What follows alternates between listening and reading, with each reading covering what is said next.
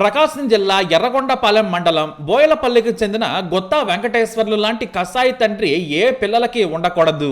August 30వ తేదీన భార్య దీపికతో గొడవ పడ్డాడు ఈ వెంకటేశ్వర్లు. ఇతను ఫెర్టిలైజర్స్ వ్యాపారం చేస్తుంటాడు.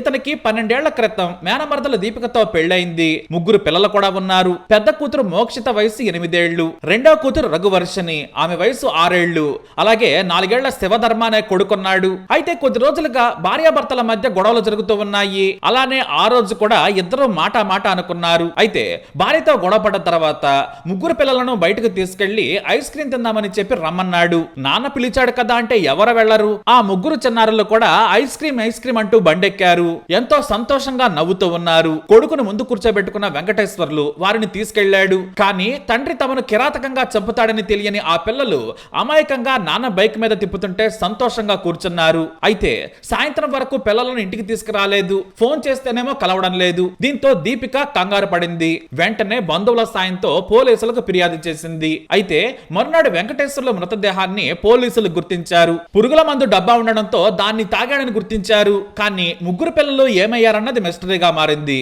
పోలీసులు శ్రీశైలం హైదరాబాద్ జాతీయ రహదారికి ఇరువైపులా గాలింపు చేపట్టారు.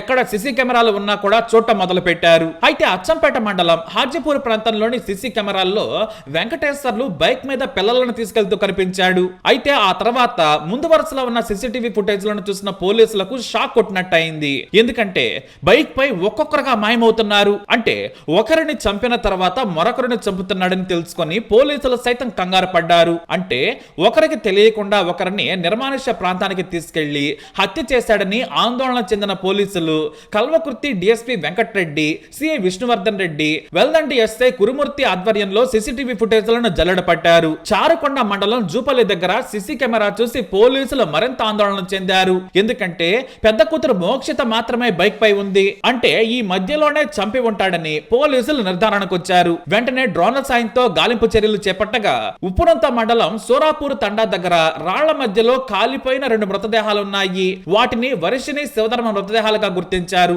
ఒక్కో చోట పిల్లలను చంపుతూ వెళ్లాడు సైకో తండ్రి. తన తండ్రి చెల్లెలు తమ్ముడిని చంపాడని తెలియని పెద్ద కూతురు నాన్న వెంట ఎంతో సంతోషంగా వెళ్ళింది. కానీ ప్రశ్నలు అడిగి ఉండొచ్చు. చెల్లెలు తమ్ముడు ఎక్కడ ఉన్నారని తండ్రిని నిలదీసి ఉండొచ్చు. కానీ ఉన్మాద స్థితిలో ఉన్న తండ్రి భయపెట్టాడో లేదంటే నచ్చజెప్పాడో కానీ తాను ఎంతో ముద్దుగా పెంచుకున్న వాళ్ళను కిరాతకంగా చంపుకుంటూ పోయాడు నీచుడు.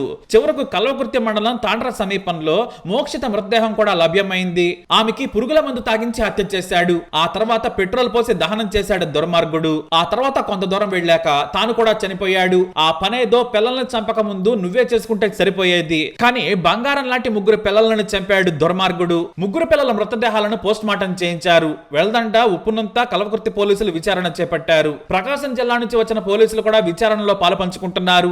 ఎంత భార్య మీద కోపం ఉన్నా కూడా ఇలా పిల్లలను ఉన్మాదిలా ఎవ్వరూ చంపరు. మరేం జరిగింది? ఎందుకు కన్న పిల్లల పాలిట వెంకటేశ్వర్లు కిరాతకుడిలా మారాడనేది విచారణలో తేలనుంది. మరి వీడు చచ్చిపోయాడు. మరి వీడి గురించి మీరేమంటారు? మీ అభిప్రాయాన్ని కమెంట్ ద్వారా తెలియజేయండి. ఈ వీడియో అప్డేట్స్ కోసం మా ఛానల్ ఫాలో అవ్వండి. అలాగే తప్పకుండా సబ్స్క్రైబ్ చేసుకోండి. వెంకటేశ్వర్లు అనే వ్యక్తి తన భార్యతో గొడవపడి 3 పిల్లల్ని తీసుకుని ఇంట్లో నుంచి అలిగి వెళ్ళిపోవడం జరిగింది.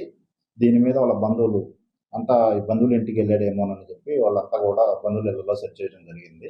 ఈ నెల 2వ తేదీ వైపాలెం పోలీస్ స్టేషన్కి వచ్చి మిస్సింగ్ కేసు ఇవ్వడం జరిగింది. వెంటనే మిస్సింగ్ కేసు నమోదు చేయడం జరిగింది. దీని మీద అతని ఫోన్ సిడిఆర్ పెట్టగా ఫోన్ స్విచ్ ఆఫ్ వస్తుంది. వెళ్ళిపోయిన పర్సన్స్ది. శ్రీశైలం సున్నుపేంట మీదుగా వెళ్ళినట్లు సీసీటీవీ ఫుటేజ్ ద్వారా గుర్తించి మన పోలీస్ టీమ్స్ వెళ్ళి వెతుకుతూ ఉన్నాయి. తెలంగాణ స్టేట్ నగర కర్నూలు జిల్లాలో వెల్దండి పిఎస్ వద్ద ఇది వెళ్ళిపోయినటువంటి వెంకటేశ్వర్లు డెడ్ బాడీ అక్కడ పడింది. అక్కడ ఇచ్చినటువంటి సమాచారం మేర అక్కడ వెళ్ళి చూడగా ఈ వెంకటేశ్వర్లు ఫ్రెష్ ఎయిడ్ బాడీ తీసుకుని చనిపోవడం జరిగింది. ఈ దర్యాప్తులో భాగంగా ఈ 3 పిల్లల ఆచూకీ అనేది మనకి కనపడలేదు. ఫర్దర్గా మనం వీళ్ళని అక్కడ ఉన్న పోలీసుల సహాయంతో మనం సెర్చ్ చేస్తుంటే ఉప్పునూతల పిఎస్ లిమిట్స్లో 2 పిల్లలు కాల్చివేయబడినట్లు, మరో పెద్ద పాప మోక్షిత అని అక్కడ మన కల్వకుర్తి పోలీస్ స్టేషన్ తాండ్రా వద్ద కాల్చివేసినట్లు గుర్తించడం జరిగింది. దీని మీద మిస్సింగ్ కేసుని ఆల్టర్ చేసి కేసు దర్యాప్తు చేయడం జరుగుతుంది.